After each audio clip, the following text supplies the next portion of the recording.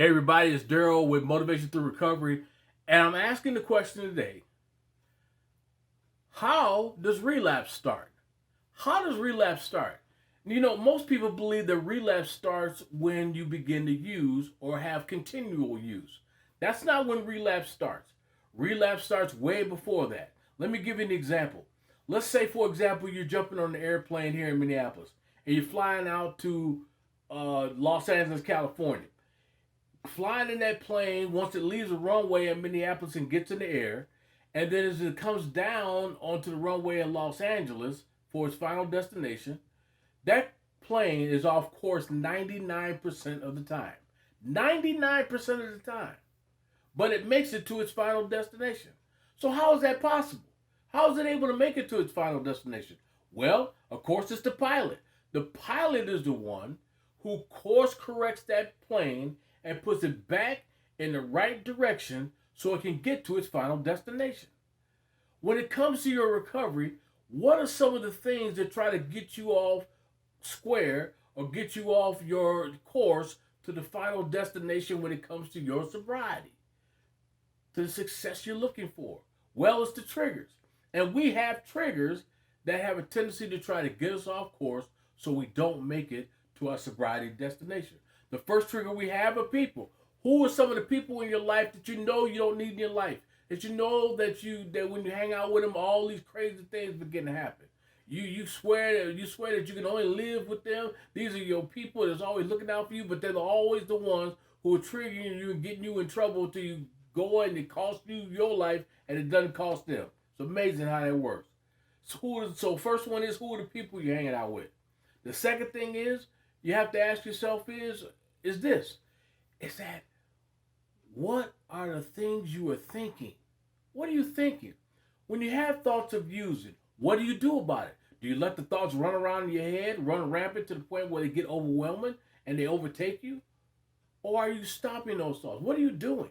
Okay? Are you thinking about using? Are you thinking about who you use with? Are you thinking about where you can go get the drug at right now? Where you going to get that alcohol from right now? And then how that feels, because there's this euphoric feeling that happens. Because so you don't only think about it, but you begin to feel what it feels like to have that drink. You begin to think and what it tastes like, what it sounds like. You start thinking all these things when it comes to the possibility of going down the wrong course to relapse. And the third thing is this: what are you saying? What are you talking about? I can't tell you how many people I have seen working with recovering addicts, how they have set themselves up for failure just by the things they speak out of their mouths. I've heard conversations where a guy starts to try to one up another guy. Man, back in the day, man, I used to drink this, smoke this, pop this, and then I used to take this girl, man, and we go do this, yada yada yada. Or I would hear the ladies go, "Oh, look, I know Johnny. Johnny knows how to get me what I need. He knows how to get me. Every time I call, he comes through. He makes it happen. And every time Johnny comes through, you are high and off to the races, losing everything that you worked so hard to get back in your life." All these things, these three triggers, are things that we have when it comes to our sobriety that try to get us off course. So how do we change that? How do we put ourselves in a position where those things don't overtake us? Well, one thing you could do when you talk about the people you're hanging out with, take a look at the folks you're hanging out with. Are they adding value to you, or are they taking value away from you? Because if they're taking value away from you, every time that you hang out with them, it always costs you something. Whether it costs you your sobriety, whether it costs you a job, whether it costs you your freedom, so to get you into a place of incarceration. Okay? We'll look at who you're hanging out with. Find new people to hang out with. Find new areas in life, special interests you may have about doing something that's productive in your life. Find out what that's all about and how you can best hook up with those type of people that are going to add value to you and not take value away from you. The second thing is that your thoughts. What are you thinking? Okay? When you think about using sobriety, what are you doing to make sure that doesn't happen? Do you pick up a phone and call somebody to talk you through it? Do you pick up a big book or AA or NA book? Do you pick up a spiritual book? Do you watch a podcast or a video? Or do you watch a YouTube channel like this one that can help you get through and navigate those thoughts to keep you from going down the road of relapse.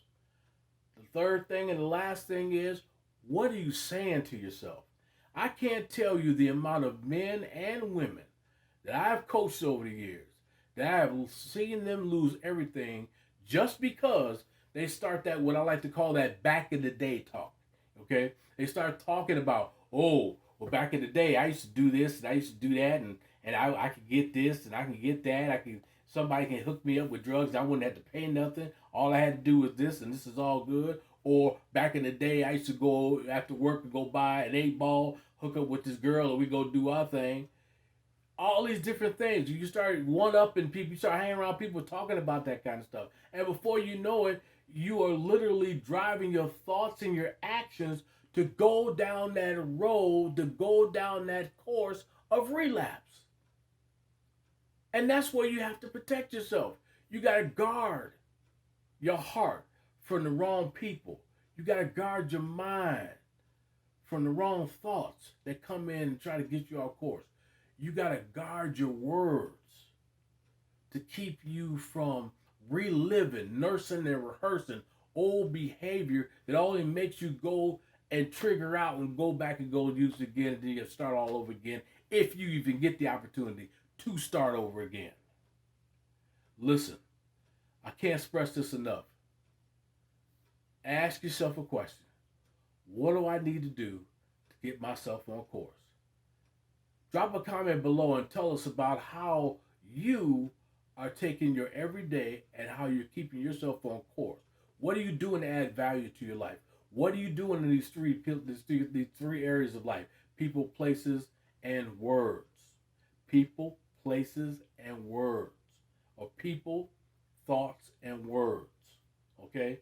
People, thoughts, and words. What are you doing to make sure to keep yourself on course in the process? Drop a comment below. Let us know what you're doing. I'm Deryl with Speaking Life to You. Remember, you are somebody and you do matter.